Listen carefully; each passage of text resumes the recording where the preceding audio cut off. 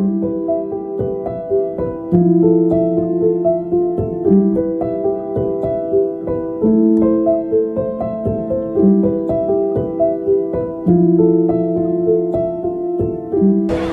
सब लोग अपने व्यस्त जीवन में से हजार काम छोड़ करके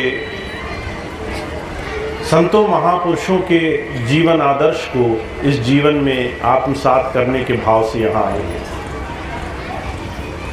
इस संसार में संतों महापुरुषों का मिल जाना, किसी संत सद्गुरु का मिल जाना, इस जीवन की सबसे बड़ी दात कही गई है। कारण क्या है?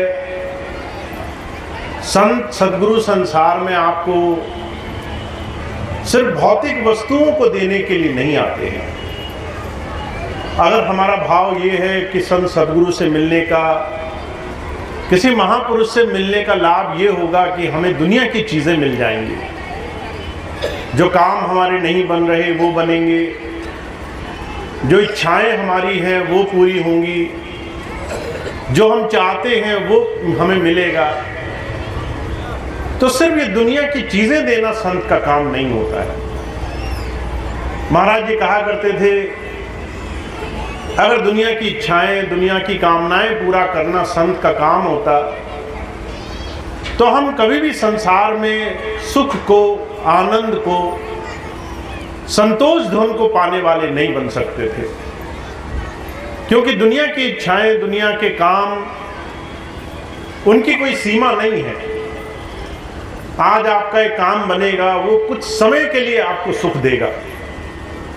आज आपको स्वास्थ्य मिलेगा, पैसा मिलेगा, धन लाभ मिलेगा, दुनिया के काम बन जाएंगे तो थोड़े दिन आपको अच्छे लगेंगे, और थोड़े समय के बाद आपकी इच्छाएं और ज्यादा दुनिया की चीजों को पाने की करेंगे। इतिहास गवाह है, दुनिया के पीछे भाग करके किसी ने इस मन का घड़ा नहीं भरा है, किसी की इच्छाएं पूरी नहीं हुई हैं।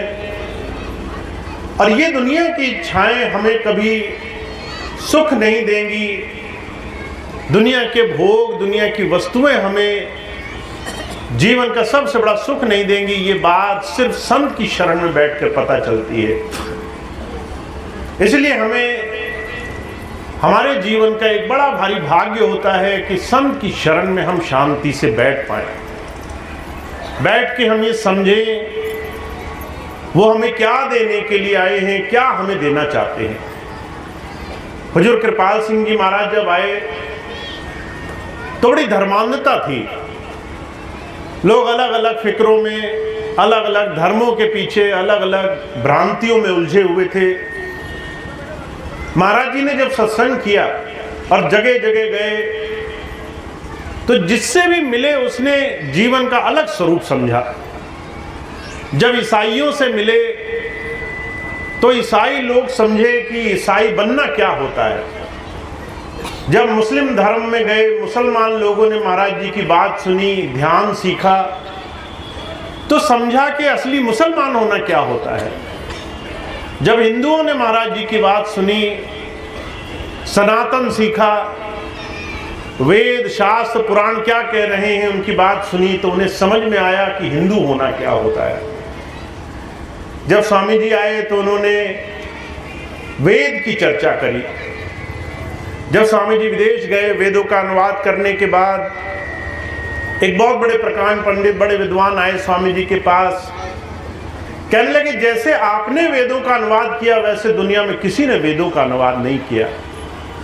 किसी ने दुनियावी स्तर पर, किसी ने भौतिक स्तर पर, किसी ने और अलग अलग तरीके से वेदों की चर्चा करी है, पर वेद आध्यात्म सिखाता है, परमात्मा के अनुभव की चर्चा करता है, आत्मज्ञान की चर्चा करता है। ये बात सिर्फ आप कह रहे हैं। कारण सिर्फ इतना है, संतों का संसार में आना ये हमारे जीवन में उस परमात्मा की दया से संभव हुआ है। हम जब चाहें, जैसे चाहें संतों के दर्शन नहीं कर सकते।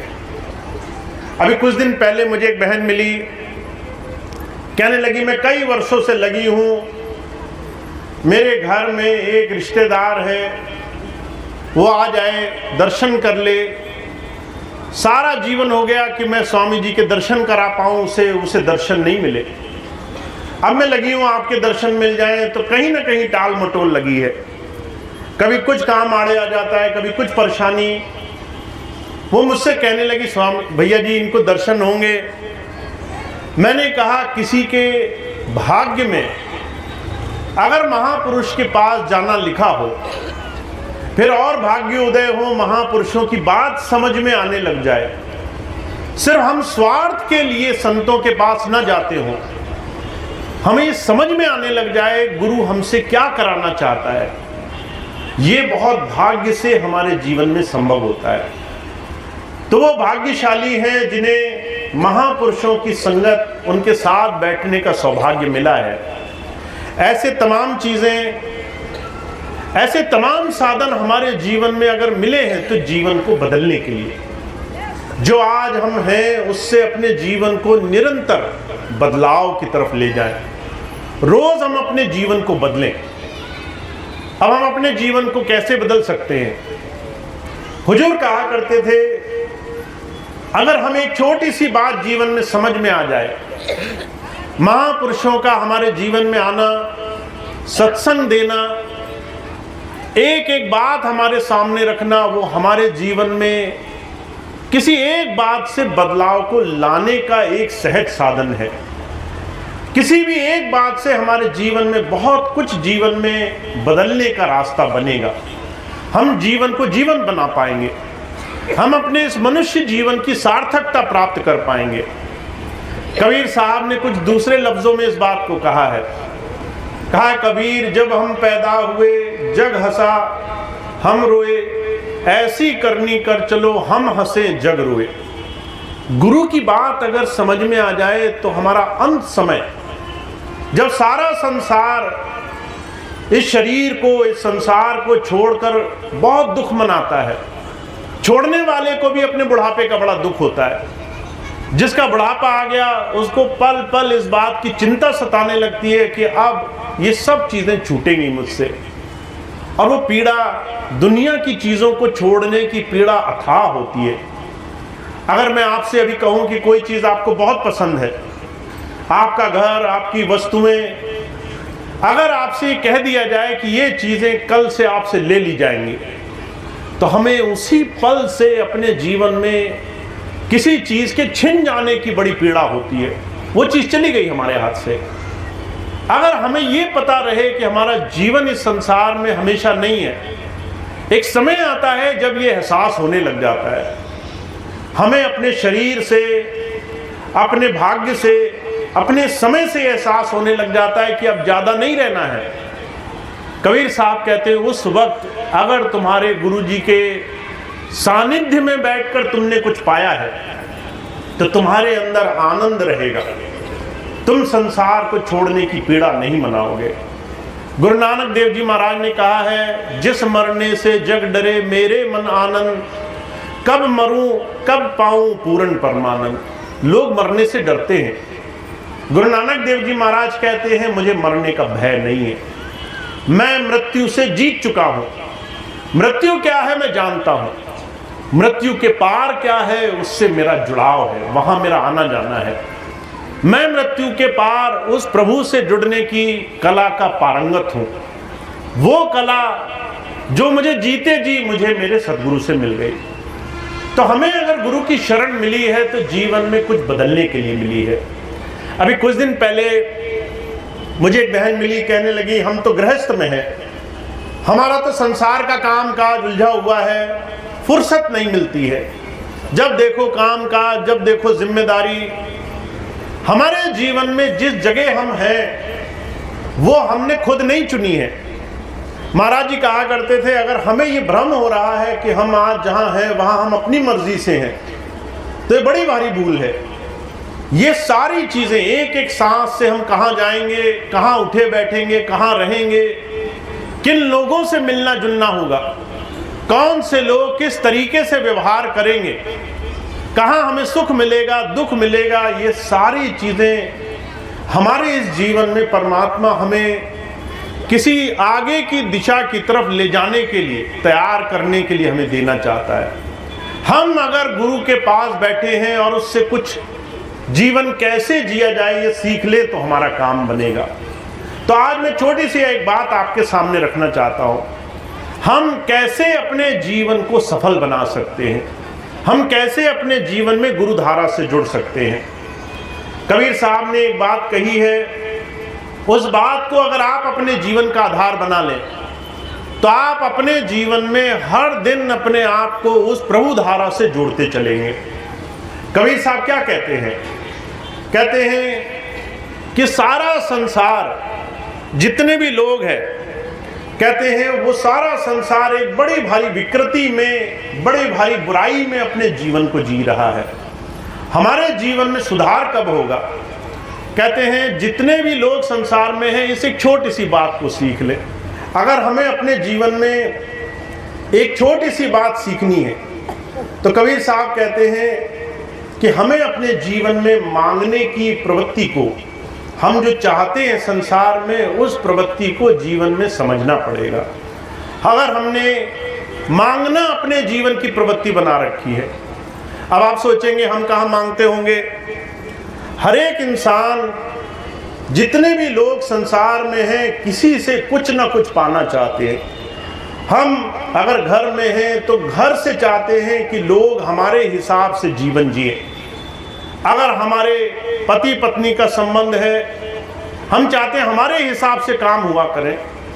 बच्चे हैं, हम सोचते हैं हमारे हिसाब से जीवन जिए। माता पिता अगर वृद्ध हो गए हैं तो हम चाहते हैं वो हमारे हिसाब से जीवन जिया करें। हुजूर कहा करते थे, इस संसार में हर एक इंसान अपेक्षाओं से जी रहा है। हर एक इंसान मांग से, हर एक दिन, हर एक क्षण कुछ ना कुछ मांगने के लिहाज से जी रहा है। और इस मांगने की एक बड़ी भारी बुराई है। हुजूर कहा करते थे, जब तुम मांगोगे तो तुम्हारा विकास कभी नहीं होगा, क्योंकि मांगने से कोई भी इंसान इस संसार में आपको अपने जीवन के सद्गुण, अच्छाई नहीं देता है। कोई भी इंसान अगर आप उससे मांगो तो वो हमेशा किसी बात से दुखी होकर के आप देगा। अगर आपको विश्वास नहीं हो, आप इस चीज़ को करके देखो। बहुत से लोग होते हैं, ज़रूरत में किसी से पैसा मांगने निकल जाते हैं। पैसा मांग लिया, किसी ने पैसा ज़रूरत मांग कर दे दिया, अब हम उसका पैसा नहीं लौटाते। हुजूर कहते हैं, आपको क्या लगता होगा आपने दूसरे का पैसा खाया, आपका भला होगा? आपने अपनी ज़रूरतें पूरी कर ली पर आपका विकास नहीं हो सकता है। आपको उसने, एक छोटी सी प्रवृत्ति ने जीवन भर के लिए भिखारी बना दिया। आप हमेशा मांगते ही रह जाओगे, हमेशा किसी के आगे हाथ फैलाते रह जाओगे। एक तरफ हम परमात्मा से पुकार करते हैं, हमें समृद्ध बनाए, हमें संसार में सबसे बड़ा बनाए, हमें सबको देने योग्य बनाए। दूसरे, हमारे मन की जो प्रवृत्ति है वो सिर्फ मांगने की लगी हुई है। हुजूर कहा करते थे, जितने भी लोग संसार में अपेक्षाओं से जी रहे हैं, जितने लोग अपने मन की स्थिति नहीं बदल रहे, जितने लोग मांगना नहीं छोड़ रहे, उतने लोग संसार में हमेशा जीवन में दुख बढ़ा रहे हैं, हमेशा अपने जीवन में कष्टों को बढ़ाने का रास्ता खोल रहे हैं। जब भी मांगोगे उतना ही ज़्यादा तुम्हारे जीवन में मांगने जैसी प्रवृत्ति बनी रहेगी। आज मांगा, कल और मांगना पड़ेगा, कल मांगा, परसों और मांगना पड़ेगा। जितना भी ज़्यादा मांगते रहोगे उतना ज़्यादा तुम्हारे जीवन में तुम गरीबी की स्थिति में बने रहोगे। इसलिए हुजूर कहा करते थे, जितने भी लोग संसार में गुरु के पास आ गए हैं, उसे गुरुजी हमेशा एक बात कहना चाहते हैं। कहते हैं, आपके जीवन में आप मांगने की बजाय योग्यता को अपने जीवन का आधार बनाओ। मांगने से अच्छा है किसी चीज़ को पाने के लिए योग्य बनो। महाराज जी एक बात कहा करते थे, बहुत से हमारे में भाई बहन ऐसे हैं जो पूजा पाठ करते हैं, तीर्थ व्रत करते हैं, जब तब नियम संयम करते हैं, यज्ञ हवन करते हैं। आप किसी भी ऐसे भाई बहन को देखिए जो समाज में किसी भी तरह का अनुष्ठान कर रहा है। अगर कोई भी इंसान किसी भी रूप में परमात्मा को मांगता है तो जब भी आप उसको गहराई से देखेंगे, वो इंसान कुछ न कुछ मांगने के इरादे से भगवान की पूजा कर रहा है। हम अगर हाथ भी जोड़ते हैं तो हमारे अंदर परमात्मा से कुछ न कुछ मांग लेने की भावना होती है। अभी कुछ दिन पहले मुझे एक बहन जी मिली, कहने लगी भैया जी अगर आप मेरी बीमारी छुड़ा दो तो मैं आपको 100 रुपये सेवा में दूंगी। मैंने कहा तुम्हारी बीमारी की कीमत 100 रुपये है क्या? बाजार में अगर डॉक्टर को देना पड़े तो क्या तुम्हें अपनी बीमारी का इलाज 100 रुपये में मिल जाएगा? तो वो कहने लगी 100 रुपये से तो बहुत ज़्यादा लगेंगे, डॉक्टर तो बहुत ज़्यादा ले लेंगे। मैंने कहा तुम गुरुजी को ही ठगने चली हो। तुम यहाँ पर आए ये कह करके कि तुम्हें इतने में इतना बड़ा काम मिल जाए, जैसे गुरुजी को 100 रुपये की बड़ी सख्त ज़रूरत है। गुरुजी को 100 रुपये लेने हैं तो तुम्हारा काम बनाया जाए। हमारी मन की प्रवृत्ति ऐसी बन गई है, हम मांगते मांगते जीवन में गुरुजी को भी लालची समझे बैठे हैं। हम सोचते हैं हमारा लेने देने का व्यापार है, गुरुजी भी लेने देने से मान जाएंगे, यहाँ ये लेकर मान जाएंगे, वहाँ वो लेकर मान जाएंगे। पर जो कहा करते थे ये जो मांगना है यह हमारे मन की अवस्था बदल देता है, ये हमें संसार में नीचे गरीबी की स्थिति तक पहुंचा देता है, ये हमारे मन को छल और कपट से भर देता है। कभी आप किसी मांगने वाले से देखिए, अगर आपका पाला पड़ जाए तो अगर आपसे कोई 10 रुपये ले गया तो वो आपको 10 बार चक्कर लगवाएगा, आपके नाक घिसवा देगा, आपको जो है उल्टे पैर चलवा देगा, आपको अपने आप पर ही यकीन आना बंद हो जाएगा कि मांगकर वो ले गया या आप ही मांगने वाले हैं, आप उल्टे ही भिखारी हैं जो अपना ही पैसा मांगने में लगे हैं। हुजूर कहा करते थे ये जो मांगना प्रवृत्ति है इसको कबीर साहब ने भी इसका निषेध कहा है। कहते जब भी तुम मांगोगे तुम्हारे अंदर पहले छल भरेगा, पहले कपट भरेगा, पहले तुम्हारी प्रवृत्ति बदलेगी, पहले तुम्हारे अंदर चोर आएगा। जितना चोर मन में रहता है उतना इंसान जीवन की सार्थकता को नहीं देखता। इसीलिए कबीर साहब कहते हैं कि जो है मांगने से संसार में किसी का भला नहीं हुआ। इसलिए अपेक्षाएं समझो, तुम्हारी अपेक्षाएं चाहे परिवार से हो, चाहे बच्चों से हो, माता पिता से, पड़ोसियों से हो, तुम्हारी अपेक्षाएं अगर तुम्हारे समाज में किसी से भी हैं वो अपेक्षाएं पूरी नहीं होंगी। और अगर तुम्हारी अपेक्षा पूरी नहीं हुई तो एक बहुत बड़ी चीज़ पैदा होती है। हुजूर कहा करते थे अगर तुम्हारी कोई बात नहीं माने तो मन में कड़वाहट पैदा होती है, उपेक्षा पैदा होती है। जब कोई आपका काम नहीं करेगा तो आप उसकी बात बोलो या न मन बोलो, मन में कड़वाहट भर लोगे, मन में उसके लिए जहर भरना शुरू कर दोगे, उसकी बुराई करने लगोगे, निंदा चुगली करने लगोगे। अगर कोई आपका काम न करे, आप किसी से पैसे मांगने गए, उसने कहा कि मेरे पास नहीं है देने को, चाहे वो अपनी असलियत ही क्यों ना बता रहा हो, आप पलट करके उसको 2 गाली जरूर दोगे, कहोगे अपना मन करेगा तो 10 काम कर लेगा, मुझे नहीं दे सकता है। हुजूर कहा करते थे मांगने से मन की स्थिति बड़ी गिरती चली जाती है।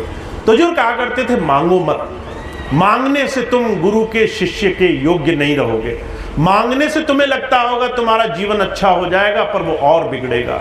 एक बार मांगकर एक काम चला लोगे, उससे तुम्हारे 10 काम बिगड़ेंगे, उससे तुम्हारा भाग्य पलट जाएगा, उससे तुम्हारा जीवन उल्टा हो जाएगा। तो फिर क्या किया जाए? हुजूर कहा करते थे योग्यता को अपने जीवन में ऊंचाई दो, अपने जीवन में हर एक छोटी से छोटी चीज में योग्यता धारण करने वाली बनो। जब तुम परमात्मा के आगे हाथ फैलाते हो, हे प्रभु मेरे जीवन में सुख भर जाए, तो जो कहा करते थे क्या अगले दिन से वो तुम्हारे जीवन में सुख भरना शुरू कर देता है।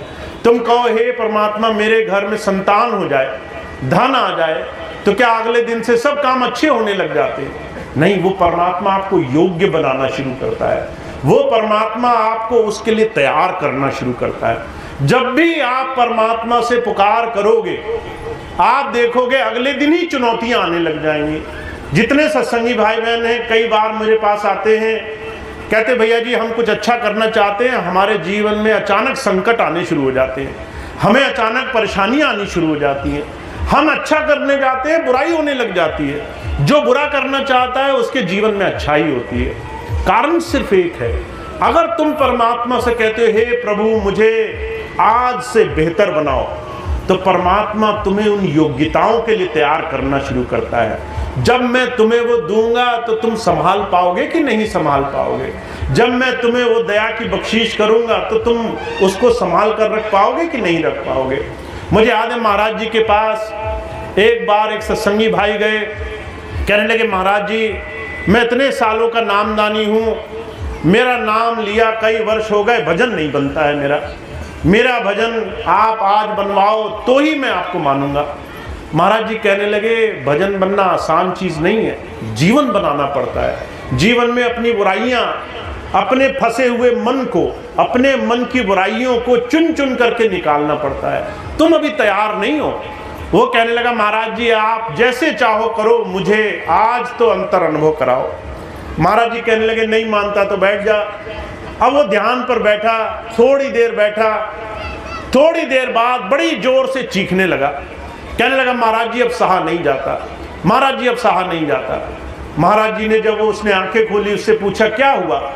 कहने लगे ऐसा लगा कोई जबरदस्ती मेरे ध्यान को, मेरी आत्मा को खींच करके मेरे शरीर से निकाल रहा है, जैसे कोई कटीली झाड़ियों से किसी चादर को खींच कर निकाले, वो फटने लग जाती है। कहने लगे ऐसे मुझे अपने अंदर से इतनी पीड़ा का आभास हुआ। महाराज जी कहने लगे तू ही चाहता था जल्दी काम हो जाए, तू ही चाहता था जल्दी तेरा भजन बन जाए। तू तैयार होना शुरू कर, तू योग्य बनना शुरू कर, तू गुरु की बात पर अपने जीवन को धीरे धीरे निखारना शुरू कर, क्योंकि गुरु तब तक आपको कुछ नहीं देता जब तक आप उसको संभालने योग्य नहीं बन जाओगे।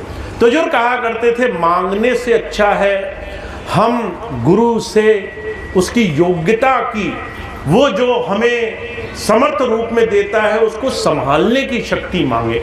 हम कहें हे प्रभु हमें इस योग्य बनाओ कि हम तुम्हारे काबिल बन सकें, हे प्रभु इस योग्य बनाओ कि हम तुम्हारी दया का दान जीवन में धारण कर सकें, इस योग्य बनाओ कि हमसे किसी का भला हो सके, इस योग्य बनाओ कि हमसे किसी का दिल ना दुखे, इस योग्य बनाओ कि हम अपने जीवन में किसी की भलाई कर सकें।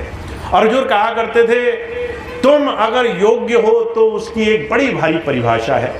ईसा मसीह एक संत हुए आज से 2000 वर्ष पहले ईसाई जगत में, उनसे जब पूछा गया तो वो कहने लगे I am vine thou art my branches, मैं जो है पेड़ हूँ, अगर मैं पेड़ हूँ तो तुम मेरी शाखाएं हो। और शाखा अगर पेड़ से लगी है, अगर शाखा पर फल लगा है तो उस फल लगने की सबसे पहली निशानी क्या है, वो शाखा झुकने लग जाएगी, वो शाखा जो है नीचे की तरफ विनम्रता उसमें आ जाएगी। महाराज जी कहते तुम योग्य बने तो तुम्हारे अंदर मिठास भर जाएगी, तुम्हारे अंदर दूसरे का दिल दुखाने की भावना नहीं रहेगी। तुम अगर किसी सत्संगी को देखोगे जबान मीठी रहेगी, किसी को बुराई करते देखोगे तो भी मिठास रहेगी, तो भी अहंकार नहीं आएगा तुम में, तो भी तुम ये नहीं मानोगे कि मैं कुछ हूँ, मैं इसे सिखा रहा हूँ, मैं किसी पद पर हूँ। तुम बड़ी विनम्रता से उससे अनुरोध करोगे, तुम बड़े प्यार से उसे किसी बात को कहोगे। तो जो कहा करते थे मुझसे जुड़े हुए किसी भी प्रेमी के जीवन की सबसे बड़ी निशानी है उसके अंदर सुंदरता आने लग जाती है, योग्यता आने लग जाती है, वो मांगना छोड़ करके उस प्रभु का पात्र बनने वाला बन जाता है। हमें और आपको आज के समय में बहुत ज़रूरी है कि हम आज के इस कलयुग में छोटी सी चीज़ को सीखें। हम जितना ज़्यादा अपने जीवन को अपेक्षाओं में जिएंगे बुराई बढ़ेगी, जितना ज़्यादा अपने जीवन को संसार से मांगने में लगाएंगे, कभी घर में कभी गृहस्थ में। और कबीर साहब एक बात और कहा करते थे आपका ये जो गृहस्थ है परमात्मा ने आपको खास तौर से बड़े विशेष कारण के लिए दिया है। गृहस्थ में जो कर सकते हो वो सन्यास में नहीं कर सकते, जो सन्यास में नहीं कर सकते, हुजूर कहा करते थे जो सन्यास में कर सकते हो वो उसके आगे नहीं कर सकते। पर जो है गृहस्थ आपके लिए आपके जीवन को सुधारने का सबसे अच्छा तरीका है। वो कैसे? जब आप रोज अपने घर में जाओगे तो आपको हजारों तरह की चुनौतियां मिलेंगी। आप चाहोगे मेरा जीवन बड़ा आसान हो, पर आपको लगेगा कि आपके जीवन में बहुत सारी परेशानियां हैं। बच्चे भी बात नहीं सुनते हैं, माता पिता भी नाराज रहते हैं, भाई बंधु भी हर वक्त नाराज हो जाते हैं, पति पत्नी भी गुस्सा हो जाते हैं। कारण क्या है? आप और उनके बीच में हमेशा मैंपने की भावना लगी है, अपने आप को सिद्ध करने की भावना लगी है। हुजूर कहा करते थे एक बार तुम विनम्रता से, एक बार तुम प्रेम प्यार से, एक बार तुम गहराई से अपने जीवन में गुरु की बात को उतार करके देखो। अगर गुरु कहता है योग्य बनो, तो जो कहा करते थे वो योग्यता तुम्हारे गृहस्थ में तुम्हें दिखाई देगी। जब तुम घर जाओगे तो सबसे पहले तुम सुनने वाले बन जाओगे, तुम्हारे अंदर सुनने का सामर्थ्य आ जाएगा। अच्छा, अगर बच्चा तुम्हें अपनी शिकायत कह रहा है तो तुम शांति से सुनोगे। अगर पति तुमसे अपना दुख गा रहा है तो तुम शांति से सुनोगे। अगर माता पिता अपनी परेशानी कह रहे हैं तो तुम शांति से सुनोगे। फिर विनम्रता से उसके आगे कैसे उस चीज को करना है, बड़े प्रेम भाव से करोगे। हुजूर कहा करते थे, हालांकि इन चीजों को आप जोड़ नहीं सकते, पर संतों की बात में आपके जीवन को सुधारने की एक बहुत बारीक, बड़ी महीन सुविधा छुपी होती है। वो आपके जीवन का निर्माण करना चाहते हैं। हुजूर कृपाल सिंह जी महाराज कहा करते थे, मैं इस संसार में भेजा गया इसलिए कि मैं मानव निर्माण कर सकूं, मनुष्य को मनुष्यता के योग्य बना सकूं, इन हार्ड मांस के शरीर में रहने वाले इंसानों को इंसानियत सिखा सकूं, इन्हें प्रेम और योग्यता सिखा सकूं, इन्हें यह सिखा सकूं कि भक्ति सिर्फ आंख मूंद करके बैठने का नाम नहीं है। भक्ति आंख खोल करके जीवन में कैसे सहज होना है, कैसे प्रेम भाव से हमें जीवन में किसी के लिए अपने जीवन को तैयार करना है, इस योग्य बना सकूं। इसलिए महाराज जी एक छोटी सी बात कह रहे हैं, कहते हैं हम पाना तो बहुत कुछ चाहते हैं। अगर आप हमसे पूछें, किसी भी इंसान से पूछें, तो हर एक इंसान की कोई ना कोई चाह लगी हुई है, पर वो चाह आपकी तब पूरी होगी जब आप अपने जीवन में छोटी छोटी चीज़ों को बनाना शुरू करोगे। तो आपके जीवन में, आपके गृहस्थ में, आपके आज के दिन में आप क्या कर सकते हो? आप अपनी अपेक्षाएं छोड़ करके संसार में पहले से ही कुछ चीज़ों को करना शुरू कर दो। अगर आप चाहते हो कि आपके बच्चे आपकी बात सुने, आप पलट करके उनकी बात सुनना शुरू कर दो। आप पलट कर उनके लिए कुछ अच्छा करना शुरू कर दो। आप पलट करके उनको अपने जीवन से उदाहरण देना शुरू करो। अगर आप अपने जीवन को बना पाए तो आपको किसी को कहने की जरूरत नहीं पड़ेगी। अभी कुछ दिन पहले मैंने एक बड़ा सुंदर उदाहरण देखा। अभी कल ही की बात है, एक जगह सत्संग हुआ, छोटा सा बच्चा 2-3 साल का माता के साथ चलते चलते आया। माता हमारे सामने आई, ऐसे ही मेज पड़ी थी, माता ने झुक करके उस मेज को चूम लिया। वो जाने लगी तो मैंने उस बच्चे को गौर से देखा। अब उस बच्चे को कौन सिखा सकता है? 3 साल का बच्चा है, किसी के सिखाए सीख नहीं सकता, किसी के पढ़ाए पढ़ नहीं सकता। जब माता उस मेज को चूम करके जाने लगी तो मैंने देखा वो बच्चा भी झुका और उसने भी उस मेज को वैसे ही चूमा। उसने देखा मेरी माता ने जो किया वही मुझे करना है। उसको जो सिखा नहीं सकते वो खुद सीख गया, उसको जो पढ़ा नहीं सकते उसने खुद उस चीज़ का अनुपालन किया। क्योंकि हुजूर कहा करते थे, हमें लगता है हम जो सिखाएंगे वो लोग सीखेंगे, पर असलियत ये है जो हम करेंगे वो लोग करेंगे। जो हम खुद पालन करेंगे वही हमारे आगे आने वाली पीढ़ियां पालन करेंगी। तो जब तुम घर जाओगे, जब तुम गुस्से में एक दूसरे पर चीखो चिल्लाओगे, जब एक दूसरे को गालियां निकालोगे, जब एक दूसरे पर हाथ उठाओगे, जब घर में छुप छुपा करके शराब पियोगे, मांस खाओगे, जब गलत काम करोगे, तो वो बच्चा जो है वो तुम्हें छुप छुप करके देख रहा होगा। वो तुम्हारे आगे आने वाली पीढ़ियां तुम्हें देख करके अपने मन में ये जड़ जमा रही होंगी कि अगर हमारे माता पिता करते हैं तो हमें करने में तो कोई आपत्ति नहीं है। अगर हमारे माता एक दूसरे पर चिल्ला सकते हैं तो हमारा भी चिल्लाना जायज़ बनता है। अगर हमारे माता पिता एक दूसरे से नाराज रह सकते हैं तो एक दूसरे पर नाराज रहना तो हमारा जन्म सिद्ध अधिकार है। फिर तो हम भी इस बुराई को धारण कर सकते हैं। तो जो कहा करते थे, इस बात को समझो, इस संसार में गुरु तुम्हें सिर्फ आंखें मूंद कर बैठना नहीं सिखाता है, गुरु तुम्हें तुम्हारे जीवन को बनाना सिखाता है, इस जीवन को जीने योग्य बनाना सिखाता है। इस जीवन से उस परमात्मा तक की महानता पाने की सीढ़ी बड़ी लंबी है, उसको तुम एक दिन में पार नहीं कर पाओगे। उस दिन तुम आंखें मूंद कर आज रात को बैठोगे तो आज ही रात वो सीढ़ी नहीं चढ़ पाओगे। उसको तुम्हें एक एक छोटा छोटा कदम रख करके जीवन को सुधारना है। तो महाराज जी एक छोटी सी बात कहा करते थे, यहाँ से शुरू करो, दूसरों से अपेक्षा करना बंद कर दो और दूसरों को देना शुरू कर दो। जो भी तुम चाहते हो तुमको लोग करें, वो अभी से शुरू कर दो। तुम चाहते हो तुम्हारे लोग तुम्हारा सम्मान करें, तुम सम्मान करना शुरू कर दो। तुम चाहते हो लोग तुम्हें प्यार करें, तुम उनसे उल्टा अभी से प्यार करना शुरू कर दो। तुम चाहते हो लोग तुम्हें एक गिलास पानी पिलाएं, तुम उनको एक गिलास पानी पिलाना शुरू कर दो। ऊंच नीच को भूल जाओ, छोटे बड़े को भूल जाओ। किसी को अगर कुछ सिखाना है तो हुजूर कहा करते थे, विनम्र बनना और अपने आप को उसके लिए समक्ष उदाहरण बनाना दुनिया की सबसे सुंदर विधि है। और इस विधि को गुरुजी तुम्हारे सामने करते हैं। जब तुम किसी महात्मा को देखोगे, किसी महापुरुष को देखोगे, वो सारे काम छोड़ करके तुमसे भी नीचे उतरने को तैयार हो जाएगा। हमारे स्वामी जी महाराज को आपने जब भी देखा होगा, अगर वो कुछ काम करना होता था तो खुद ही उस काम में उतर जाया करते थे। अगर किसी को लंगर छकाना होता था तो खुद ही जो है खाना परसने लगते थे। अगर जो है कोई तकलीफ होती तो खुद ही उस तकलीफ में उतर जाया करते थे। अभी मुझे एक भाई मिले हिमाचल के, कहने लगे हम स्वामी जी को अपने गांव में सत्संग कराने ले गए। पहली बार सत्संग कराने ले गए। जहां स्वामी जी को सत्संग करना था वो बड़ा बीहड़ गांव था, पूजा पाठ करने वाले लोग, ऐसे लोग जो देवी देवताओं को बहुत मानते हैं, और गांव पहाड़ी में ऐसे नीचे कि वहां पर नीचे जाना बड़ा मुश्किल। जब हम कहने लगे स्वामी जी को ले गए तो एक जगह तक तो गाड़ी गई। जब जो है वहां पहुंचे तो हमें चिंता होने लगी, स्वामी जी को नीचे घाटी में कैसे लेके जाएंगे। स्वामी जी शरीर से थोड़े स्वस्थ थे, उनको चिंता हुई स्वामी जी को कैसे लेकर जाएं। स्वामी जी मन की बात भाग गए। स्वामी जी जैसे ही गाड़ी से उतरे कहने लगे एक छोटी सी छड़ी कहीं से ढूंढ लाओ। अब उन्होंने आसपास देखा, कहीं से छड़ी थी, छड़ी ला करके स्वामी जी को दी। वो इतना सोचते कि स्वामी जी कैसे नीचे जाएंगे, स्वामी जी नीचे उतरना शुरू कर दिए और धीरे धीरे पहुंचते पहुंचते थोड़ी देर में उसी घर में जाके बैठ गए जहां उनका घर था। वो भाई मुझे अभी पिछले महीने ये घटना सुना रहे थे। कहने लगे हम आश्चर्य मानते थे कि हम कहते हैं वो गुरु महाराज हैं, इतने ऊंचे हैं, उनके लिए तो ये करना होगा, वो करना होगा।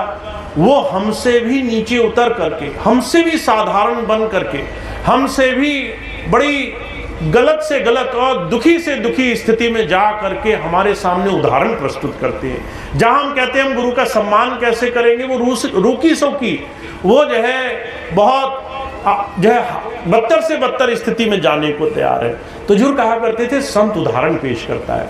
ये उदाहरण पेश करता है कि ऊंच नीच को मत मानो, तुम जो है भेदभाव को मत मानो। अगर तुम चाहते हो तुम्हारे जीवन में गुरु की कृपा भरपूर बरसे तो जो है पहले मांगो मत, पहले उस चीज को पाने के लिए अपने जीवन से उस चीज को दर्शाओ। तो हमारे स्वामी जी इस बात को बहुत समझाते हैं, महाराज जी इस बात को बहुत समझाया करते थे। हमें और आपको अगर गुरु की कृपा का पात्र बनना है तो हमें अपनी अपेक्षाएं थोड़ी कम करनी होगी। हमें ये मांगना छोड़ना होगा कि लोग हमारे हिसाब से क्यों नहीं चलते हैं, हमारी बहू हमारी क्यों नहीं सुनती है, हमारे घर वाले हमारी बात क्यों नहीं मानते हैं, हमारे हिसाब से क्यों नहीं चलते हैं। मैं तो कई बार आश्चर्य मानता हूँ, कई बार हमारे सामने सत्संगी भाई बहन आते हैं, आश्रम में आते हैं और जो है अलग अलग जगह ऐसी ठड़ी बना करके बैठ जाती हैं। 2-4 बहनें बैठ जाएंगी, 2-4 भाई बैठ जाएंगे और अपने दुनिया भर के दुख गाने लगेंगे। और जब वो दुख गाएंगे तो क्या करेंगे, एक दूसरे की अपेक्षा करेंगे, एक दूसरे की उपेक्षा करेंगे, बुराइयां करेंगे। वो इतना बुरा, वो इतना बुरा, हमारे घर में ये दुख, हमारे घर में ये दुख।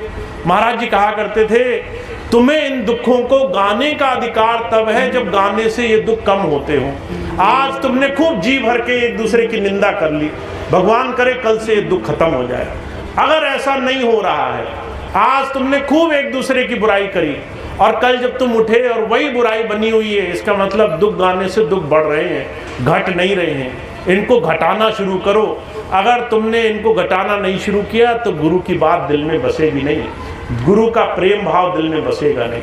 तो महाराज जी कहा करते थे जीवन का सुधार करना जरूरी है। तो पहली और मूलभूत बात मैं आपको बताता हूँ, आपको अपनी अपेक्षाएं, अपनी मांग, अपना संसार से मांगने का भाव कुछ कम करना होगा। जब तक मांगना कम नहीं करोगे तब तक उस प्रभु की दया मेहर तुम्हारे जीवन में भरेगी नहीं, तब तक तुम गुरु के प्रसाद से भरोगे नहीं। तो आपका पूरा दिन इस बात का साक्षी है। आप घर जाओ और सुबह से लेकर शाम तक मन में विचार जरूर आएगा कि इसने मेरे साथ बुरा किया, मैं 2 लोगों को बताऊं जा करके, पर आप मौन रह जाओ, उस चीज़ को अपने अंदर ही रख लो। अगर आपको लगे कि इसने मेरा बुरा किया, इसने मेरी बात नहीं मानी, मेरे हिसाब से नहीं चला, उसको मन ही मन धारण कर लो, उसको मुंह से मत बोलो। और वहाँ पे गुरु की बात याद रखो कि अगर ये अच्छा मैं इसको सिखाना चाहती हूँ तो मुझे इसका अच्छा करना पड़ेगा। वहाँ तुम थोड़ा सा अच्छाई करना शुरू करो। हुजूर कहा करते थे, दिन 2 दिन 4 दिन में तुम अपने आप असर देखोगे। जिसको तुम सारा जीवन उल्हाना देकर नहीं बदल पाए, उसे तुम 4 दिन उसके जीवन में थोड़ी उसकी प्रशंसा करके बदल लोगे, उसको उसके जीवन में थोड़ी सी अच्छाई करके बदल लोगे। तो वो भाग्यशाली होते हैं जो अपने जीवन में गुरु की बात पर आचरण करते हैं, जो अपने जीवन को गुरु की बात से बदलते हैं, जो अपने जीवन में संसार के मुद्दे कम करते हैं, संसार की परेशानियां काम करते हैं। तो मैं आपको एक आखिरी बात कहना चाहता हूँ। आप सबको लगता होगा कि भैया जी के पास तो ऐसा एक भी व्यक्ति नहीं आता जो है अपने मन में बुराई करता होगा, निंदा चुगली करता होगा। हमारे स्वामी जी महाराज अक्सर एक किस्सा सुनाया करते थे। एक बार शिवरात्रि के दिन ये बहुत घोषणा हो गई कि आज के दिन बंद कमरे में शिव मंदिर पर जो दूध चढ़ाएगा उसकी सारी मनोकामना पूरी हो जाएंगी। बस एक ही शर्त है कि जो है पात्र बंद होना चाहिए और अंदर शिव जी के ऊपर जो है बंद कमरे में ही दूध चढ़ाया जा सकेगा। अब ये बात लोगों को पता चल गई। आप और हम जैसे बहुत से प्रेमी सोचने लगे कि अरे शिव मंदिर में दूध चढ़ाएंगे तो मनोकामना पूरी होगी। तो बड़ी लंबी लाइन लगी। जब बड़ी लंबी लाइन लगी तो लोग एक एक करके कमरे में जाते थे, कमरा बंद हो जाता था। फिर जो है वहाँ पर अंधेरे में पात्र से शिवलिंग पर जो है जो भी लाए वो चढ़ा करके जाते थे। और जो है पूरा दिन ये सिलसिला चलता रहा। जब शाम हुई तो जो है लोगों से पूछा गया कि भाई तुमने तो काम कर लिया, पर जो है पुजारी कहने लगा हम ये देखना चाहते थे कि कितने लोग ऐसे हैं जो ईमानदारी से शिव जी पर दूध चढ़ाने आते हैं। जितने लोग आए दूध की जगह पानी भरकर लाए। कहने लगे बंद कमरे में है तो कौन सा शिव जी देखेंगे और किसको पता चलेगा। 1000 आदमी अगर दूध चढ़ाएगा तो 1 लोटा पानी चढ़ गया तो क्या दिक्कत है, किसी को कुछ खबर नहीं लगेगी। पीछे नाली से सबको पता चलता रहा, किसी ने दूध चढ़ाया ही नहीं। हुजूर कहा करते थे तुम और हम भी यही सोचते हैं कि गुरु जी के अंदर हमें कौन सा अंदर देखने की ताकत है। अगर 1000 लोग गुरु जी के पास जा रहे हैं, हम चुपचाप अपना काम बना लेंगे, क्या घटिया, क्या जो है काम गलत हो जाएगा, क्या गलत बात हो जाएगी। पर महाराज जी कहा करते थे गुरु तुम्हारे अंदर बैठा होता है। गुरु जिसे तुम बाहर देखते हो वो तो सिर्फ स्थूल स्वरूप है, गुरु तुम्हारे अंदर बैठा होता है। जब वो देखता है कि तुम सब चीज़ों को हामी भराए, कहे कि हाँ गुरुजी आज से आप ही के वचन के अनुसार चलेंगे, और घर आते ही तुम्हारे मन से दुनिया की इच्छाएं, दुनिया से अपेक्षाएं, दुनिया से मांगे खत्म नहीं होती, तो जो है गुरु कहता है कि ये तो दुनिया के ही भरोसे बैठा है। इसलिए कबीर साहब कहा करते थे कबीर भरोसे राम के निर्भय होकर सोए, अनहोनी होनी नहीं होनी होए सो होए। अगर राम के भरोसे तुम निर्भय रहे तो तुम्हारे जीवन में सब भला होगा। और अगर तुम अपने ही भरोसे रहे कि भाई मेरा ही अपना काम करना मेरे ही भरोसे का काम है, सबसे खुद ही लड़ाइयाँ लड़ते रहे, सबसे खुद ही सबके मालिक बने रहे, सबकी खुद ही निंदा चुगली करते रहे, सबसे जाकर खुद ही हिसाब किताब निपटाते रहे, तो फिर गुरुजी हाथ पीछे खींच लेते हैं। कहते हैं इसको खुद ही कर लेने दो, ये खुद ही स्वामी बना बैठा है, ये खुद ही मालिक बना बैठा है, इसको खुद ही कर लेने दो। जब दुखी होगा, जब समझेगा, तब जा करके इसको बात बताएंगे। तो हम और आप जिस गुरु से भाग्य की, जिस गुरु से सुखद जीवन की कामना करते हैं, वो तब शुरू होती है जब मन को बदलना शुरू करते हैं। तो मन को बदलना है, मन को बदलना है, इसका मतलब है अपनी संसार से हमें भरोसे कम करने हैं और उस प्रभु के भरोसे हमें ज़्यादा रहना है। तुम्हारे जीवन में जो कुछ होगा उस परमात्मा के भरोसे से होगा। तुम बस ये भरोसा रखा करो कि मेरे जीवन में जो कुछ भी परमात्मा ने मेरे लिए लिखा है, अगर लिखा है कि मुझे कुछ मिलना है मिलेगा, अगर लिखा है कि कोई चीज़ नहीं मिलनी तो चाहे कोई लाख आ जाए तो भी मेरे जीवन में वो चीज़ नहीं दे सकता। कोई तुम्हें आकर कहे मैं तंत्र मंत्र कर दूं, मैं विद्या कर दूं, ये चीज़ मैं दिला दूंगा, तुम अभी से लिख लो, अगर वो गुरुजी नहीं दे सकते हैं तो दुनिया में कोई तुम्हें नहीं दे सकता है। तो महाराज जी एक बात कहा करते थे ऐसा भरोसा जिसका बन गया है कि मेरे जीवन में जो कुछ होगा उस प्रभु की रज़ा से होगा और मैं बस उसका विश्वास बनाने वाला बनूं, तो आप देखोगे आपके जीवन में आपके अंदर की पवित्रता निकलेगी, आपके जीवन की अच्छाई निकलेगी, आपके अंदर की जो निंदा चुगली कुंठित भावना है दूर होगी। और जितना ज़्यादा आप इसमें पवित्र होगे उतना ही आप गुरु के लायक रहोगे। तो ऐसी पात्रता बनानी है, क्योंकि ऐसी पात्रता ही जीवन में काम आती है। संसार में बड़ी बड़ी बातें काम नहीं आती।